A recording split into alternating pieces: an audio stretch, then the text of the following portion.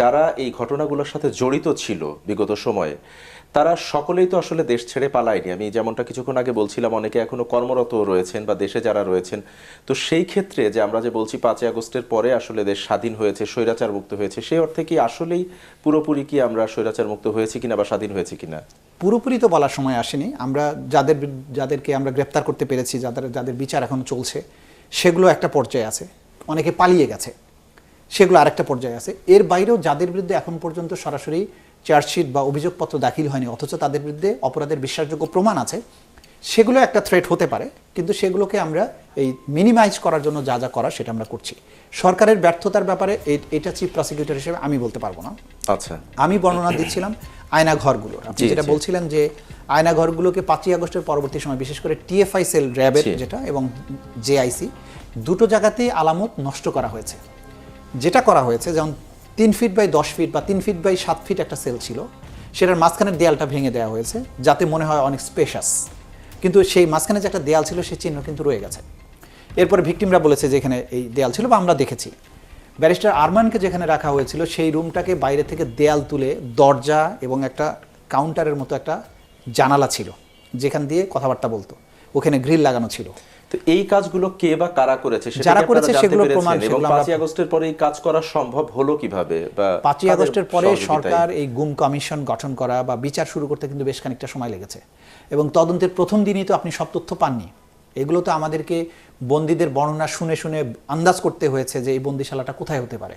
আচ্ছা, সেই আন্দাজ করে করে গিয়ে নক করতে হয়েছে যে আপনাদের এখানে কি কি আছে দেখান। তারা কিন্তু প্রথমে সহযোগিতা করেনি, বলছেন আমাদের এখানে কোনো বন্দিশালা নেই, কোনো আয়নাঘর নাই। তখন খুঁজতে খুঁজতে বন্দীদের বর্ণনাগুলো শুনে এক ধরনের ম্যাপ আঁকা হতো মনে মনে, যে তাহলে এই রুমটার পরে পরবর্তীতে এমন একটা স্থাপনা আছে যেখানে এরকম থাকতে পারে। খুঁজতে খুঁজতে একটা রুম পাওয়া গেছে, দেখা গেল যে ওখানে দরজায় লেখা আছে রেশন ঘর। আগে এটা বন্দিশালা ছিল। বলছে এটা কি বলে, এটা রেশন ঘর। বলে চাবি নিয়ে আসেন। দেখা গেল যে বলছে না স্যার, চাবি তো নাই আমার কাছে। কোথায় গেল চাবি? যে যার কাছে আছে সে এখন ছুটিতে আছে। বলছে ওগুলো রাখেন, আমরা আপনাকে গ্রেপ্তার করবো, নাহলে এটা ভাঙবো। তখন হয়তো এক পর্যায়ে চাবি নিয়ে এসে খুলে দেখা গেল যে ভেতরে টর্চার সেল, ভিতরে যা যা থাকার কথা সেগুলো রয়ে গেছে। এইভাবেই সূচনা হয়েছে। এবং তারপরে তারা যে সময়টা পেয়েছে, যতদিন আন্তর্জাতিক অপরাধ ট্রাইব্যুনাল কাজ শুরু করতে পারেনি তদন্ত সংস্থায়, তখন এই মাঝখানে যে 1-1.5 মাস সময় তারা পেয়েছে, সেই সময় টিএফআই সেলটা ভাঙচুর হয়েছে, ডিজিএফআইটা ভাঙচুর করা। কিন্তু আপনারা যখন কাজ শুরু করেছেন, আমরা দেখেছি যে একদিকে আন্তর্জাতিক অপরাধ ট্রাইব্যুনাল বিচার প্রক্রিয়া শুরু করেছে, অন্যদিকে এই সকল মামলার যারা আসামি রয়েছেন কিংবা যারা এই সকল কর্মকাণ্ডের সাথে জড়িত ছিলেন তারা পার্শ্ববর্তী দেশ কিংবা দেশের বাইরে পালিয়ে যাচ্ছে, এমনও গণমাধ্যমের খবরে আসছে উঠে।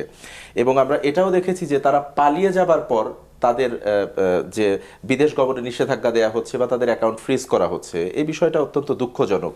এই ব্যাপারটাকে আপনি কিভাবে ব্যাখ্যা করবেন? দেখুন, আমাদের পক্ষে আসলে প্রথমেই জানা সম্ভব নয় যে কোন ব্যক্তিটা এর সাথে জড়িত এবং তার বিরুদ্ধে আমরা আসলে তদন্ত রিপোর্ট পেতে যাচ্ছি।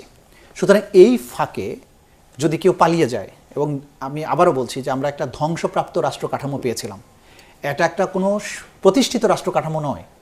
এমন একটা রাষ্ট্র কাঠামো পেয়েছি যেখানে পুলিশ পালিয়ে গেছে, পার্লামেন্টের সকল সদস্য পালিয়ে গেছে, ক্যাবিনেট পালিয়ে গেছে, ভিসিরা পালিয়ে গেছে, মসজিদের ইমামরা পালিয়ে গেছে।